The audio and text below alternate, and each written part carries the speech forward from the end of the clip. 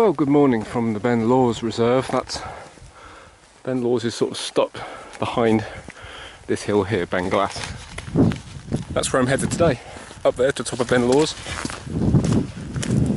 I had hoped for a bit more fog. I've probably had more cloud inversions, you know, when the cloud is below you and the rest of sort of the lowlands are in fog and the mountains are sticking out of the cloud. I've had more of those sorts of events here on Beinn than pretty much anywhere else I can think of in Scotland.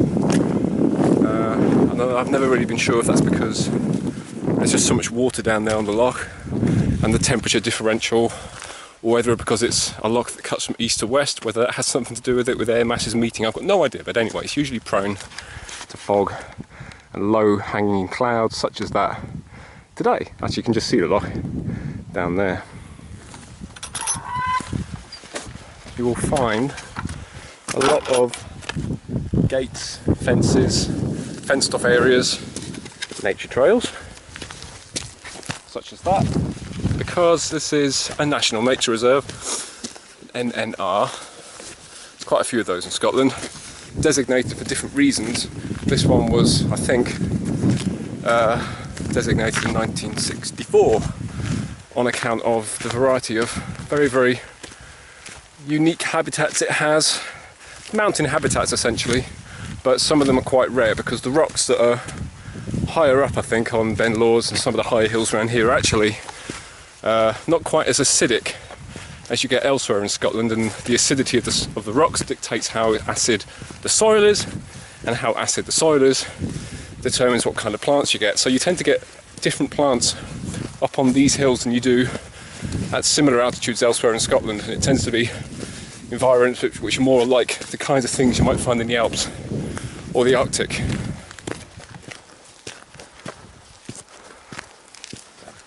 And they're not necessarily things that you'd notice at a glance. It just tends to look pretty much like all Scottish hills do. Grass and not much else. But if you get up close into the ground, you'll find, once you get up there, apparently in the region of 600 different species of lichen, which is a phenomenal amount, phenomenal variety, and some alpine flowers that you won't find pretty much anywhere else in the country, and they're all at extreme altitudes, right up near the top of Beinn.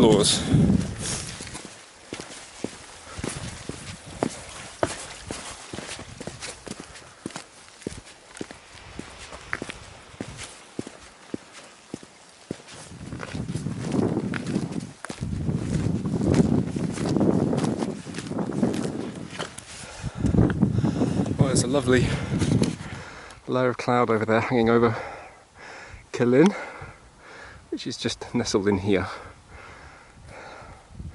That's Beinn, always in cloud it seems, and a stobbing, and lovely way to start the morning.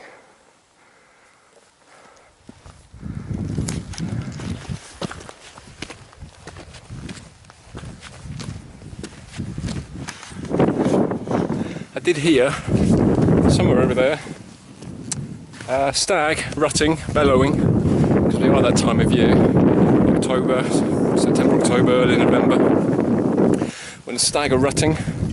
It's too far away to pick up on this camera. Somewhere over there, when they're fighting with their antlers, the males, the stags, are fighting each other to establish dominance, so that they get to mate with a harem of females. So it's a sound. I'm not going to do an impression of it, or I could.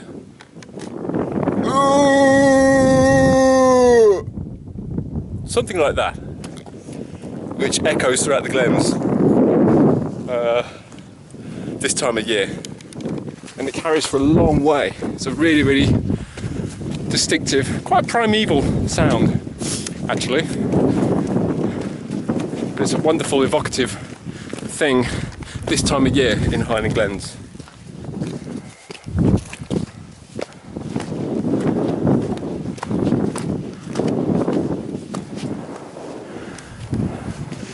Well, there we have the rather unassuming top of Ghlas. Beinn looks marvellous over here, and Glen Lyon is down there. It hasn't really taken very long to get up here. I've been panting all the way up because I've pushed myself a bit, but you start off in the car park actually quite high, so considering it's such a high hill, it's actually not too bad in the centre, and it's on a good path too, so it doesn't take very long, but it's still a little way to go, and it's further than it looks. Beinn and Ghlas, of course, are part of a much bigger ridge which stretches. You can just see it poking up there and stuck there, and it carries on over a few more bumps, and makes a wonderful big circular walk you can do, keeping up high all day. And because it is such a good path, even just if you do Beinn and come back again, it's a really nice walk to do that keeps you up high for much of the time.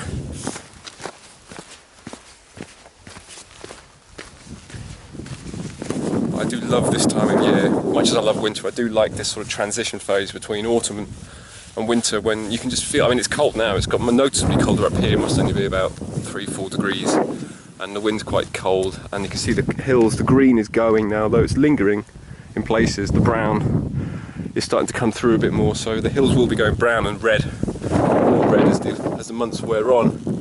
But just that sense of anticipation and not really knowing what the winter's going to bring, hoping for the best, fearing the worst, but hoping it doesn't start too early. It's nice to get a nice gradual slide. I tend to find, always seems to be the way, when it comes early, when the snow comes early and teases you in November or early December, often the rest of the season doesn't seem to pan out quite that way. So winters are often front loaded with snow and cold, so hopefully it won't be quite like that. Much as I want snow now, we're in it for the long run, we want a nice slide to colder weather to get the ground cold, so that it actually will keep snow when it comes. The problem in the last few months, it's been so mild and it's been sunny, so the ground's probably not quite as cold as it could be this time of year, but we'll see. On the up, oh, it's nice out the window. I was up here a few years ago with on the Mountaineering Council of Scotland free course. It was a mountain environment awareness, I think it was. And we were up here with somebody from one of the rangers, I think, with the nature reserve. And we stopped here, and she was saying about where the path used to be, sort of just down here, and how it's got wider and wider, and how fragile the habitats up here are, and especially this really thin top layer of soil that you get in places like this. And you can see how they're putting stuff to try and deter folk from going up. Not that people tend to go up there, the people tend to follow the path when they're going up. They tend to take peculiar routes when they come down hills. There's obviously attempts to try and steer people away from all this, because all this here is fragile, and once you turn around and look down the way, you start to see what the problem is. And it's a problem that's all over Scotland, but these little puncture holes everywhere, you see. I mean, they're not so visible when you're going up the hill, but as soon as you turn around, because people tend to use poles more when they're coming downhill, they're everywhere. And it's a bit of a problem because of freeze-thaw action. Imagine most of this is snow covered through much of the year, and it's protected. The sort of precious stuff that's underneath here, like some mosses and liverworts, things like that, things that are very, very slow growing, very, very fragile, and just one sort of kick of the boot for the most part can get rid of these things. But this is a problem. These things at the ends of poles piercing the ground. As soon as you make a hole in the ground like that, water can get into it when it's free running, when it's not when it's not frozen. But then it does freeze, and when water freezes, it expands. Just like the same happens with rock. When water gets into rock, and that's how rocks fracture. That's where all this comes from. It's just from the fracturing of ice over time. But the same happens with all these little holes you see all the way down here. loads of them from walking poles, trekking poles. Yeah, especially this stuff. I mean, it's really fragile. It's sort of a really spongy matter that just accumulates over time. You see it's been stabbed in a few places, and it's all just fracturing. And it really is a problem, and it's how erosion can really start to destroy a hillside. Not exclusively from walking poles. I mean, obviously the passage of feet is a major contributing factor too, and I'm doing it right now. But there are things you can do to reduce your impact. You can get sort of hard plastic studs to put on the bottom of trekking poles rather than the metal, the exposed metal. So if you can find something to blunt them when you're walking on fragile stuff like this, it's a thing to do. Or if you can do without them, try and do without them. I tend to take them a lot of places, but ever since I went on that day, that course, I just become more aware, I guess, of how poles, I mean, look here, it's all happening here as well. Lots of jaggy holes. Slowly just wearing all these things away and contributing to erosion more than it might otherwise do. Anyway, had a quick blether with a bloke who was coming down a hill just now, and he said, "You better get up there quick, the view might be about to disappear." And just looking over there now, certainly it seems cloud is rolling in again. That's where I've come from, that's Ghlas over there, and that's the path. I'm not going back up that way, I'm going to come back down here. When I'm coming off, I'm going to come round and through that little gap. That's always a problem though with Beinn laws, for the same reason that there's always low-lying cloud and fog and inversions in this part of the world, because it does seem to be on this dividing line between the good weather on one side of the country and the bad weather on the other, depending on whether the wind's blowing from the east or the west. This always seems to be a dividing line. You can see how much brighter it is out west with the wind blowing from that direction. So the weather is supposed to deteriorate from that direction. It looks like maybe it's doing it already.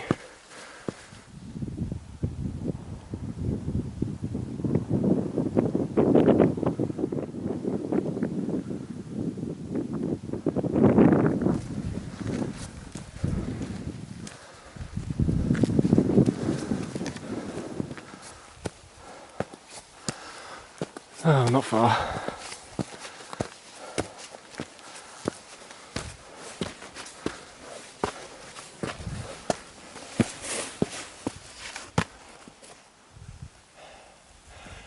Weather does seem to be closing in a little bit. That would be perfect timing, wouldn't it? Being denied the view in the last 50 paces.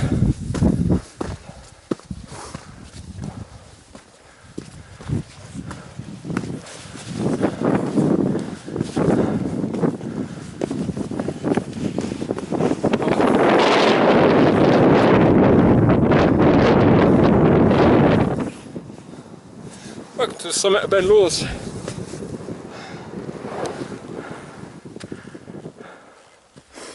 That's quite amusing, I suppose. All the clag coming in. Completely lost the views out to Rannoch Moor, Ben Nevis, Glencoe, all those places. Even the Cairngorms and Craig Meggie and places over there. All gone, because we can't see those because we've come into the cloud. And with good reason. It's 3,983 feet high, which puts it just outside a rather elite club of hills, the 4,000 foot club, of which there are 9 hills in Scotland over that height. 4 of them are over by Ben Nevis, so Ben Nevis itself is one, Carmore Jerrick, which is next to Ben Nevis, and then there's Annoch Moor and Annoch Beg. So those 4 are in a clump all together over there, and then that way in the Cairngorms there's 5, and if I can remember my hills, there's Bray Riach, Cairngorm, Ben McDowie, which is the second highest hill in the country, is it Cairntoul? And I forget the proper name for the other one, but it's Angel's Peak. I think that's the 9. This would have been number 10 if it was just a little bit higher, and a group of nutcases in the 1880s, 70s, 80s. Tried to build this up. They tried to make a cairn that was 20 foot high, just so they could raise Ben Lawers into that small elite club. In a way, it's a shame it didn't really work. Obviously, it's all fallen away, whatever they did put in. It's a shame it didn't work, because it would be quite nice to have a round number, have 10 4,000 foot hills. But we don't, we have 9. And poor Ben Lawers was relegated to just below 4,000 feet. These lines of height, whether it's 1,000 feet, 2,000 feet, 3,000 feet, do seem to have this fascination with lumping things together in that regard. I used to understand, well, I still kind of understand it. I used to understand it a lot more. I used to be quite consumed by it, whether it was the Hewitts, the hills of England, Wales and Ireland over 2,000 feet, which I used to try and get around the ones in Wales, or if it's the Munros, which is all the 282 or 3 hills over 3,000 feet. And we have other such measurements in the world. There's the 8,000 metre peaks, which are lumped together as an exclusive group as well. And it's, in a way, it sort of works to the detriment of other hills which are equally as worthy but miss out on celebrity status just on account of a measurement that someone's just drawn out of the air and assigned to a group of hills. It seems a shame in a way. But Ben Lawers is a very, very worthy hill anyway, simply by its bulk and its height and its rare, precious habitats, lichens, wildflowers, all that kind of stuff. It's a nice place, and on a clear day, not like today, it has a really, really good expansive view. The last time I was here, 2 years ago almost, I'd come up from Glen Lyon with my snowshoes, sort of standing up here, and it looked a bit different than it did today. Probably the clearest visibility I've ever had on a hill, and I could see for miles in that direction. It was quite awesome. But not today. Anyway, time to settle down for obligatory tea and cake.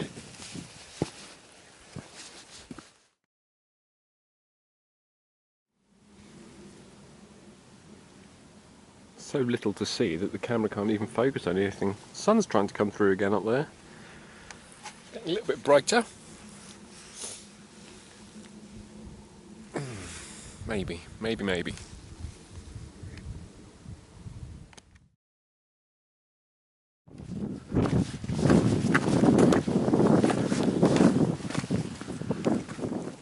Well, I'm on my way down, and typically, no sooner had I stood up and motioned to move and actually committed myself to going downhill, it's actually started to clear. And the sky is looking vaguely blue back up there. But that's fine, I've seen the view many times before. And it was time to go anyway, because in the course of just 2 minutes after leaving the summit and coming down, I've passed 9 people. And it's not... everyone tends to cluster around the summit cairn, so it would have been a noisy place after a couple of minutes, and I'm not a sharer, so it's time to move on.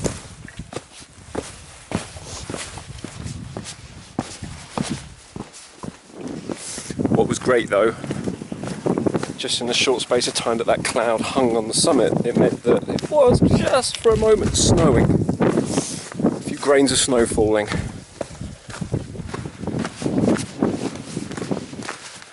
That's the way we came. That's the way we're going.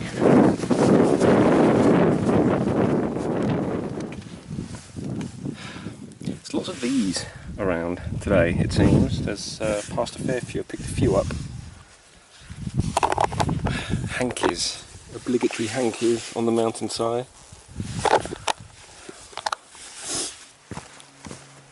Don't know what it is about hankies in particular. I suppose people just stuff them into their pockets. I'm sure most of them probably just are inadvertently left, I'd like to think. But it is the item that you see most of, not just on this hill, but in most hills just. And where I work actually in West Lothian too, it's just hankies and wipes everywhere, just white dots. little snotty rags all across the hillside. Whatever happened to a nice big long wipe on your arm, eh? It's gone out of fashion.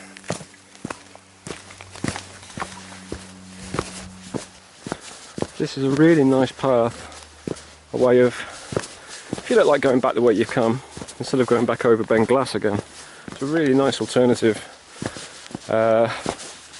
It's keeping the sun fairly late.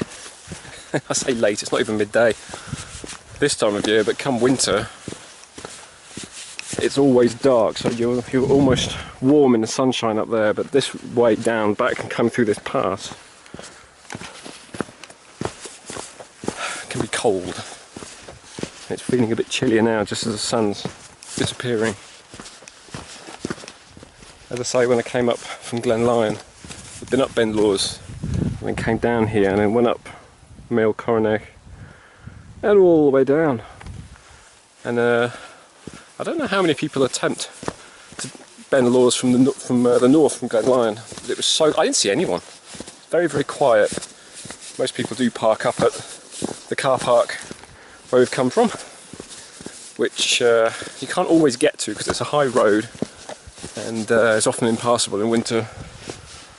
So sometimes you've got no choice but to try Ben Lawes from different places, and I can't recommend enough trying it from Glen Lyon, right down there, down the end, and then coming up the back of Anstuck.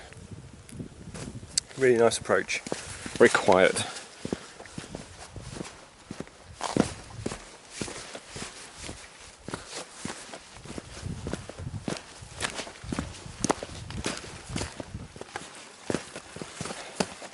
Well, it's about 12:30.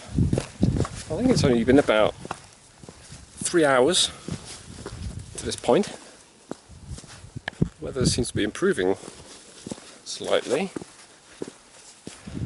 So I'm just on my way down. It's been a nice, what I'd call a cobweb duster. Just blowing off the cobwebs after, again, a fairly sedate summer with few big walks, certainly not many big walks in the hills. So with winter approaching, got to get everything working again, so it's nice to get out and just romp up and down something. So I'm ready when the snow comes.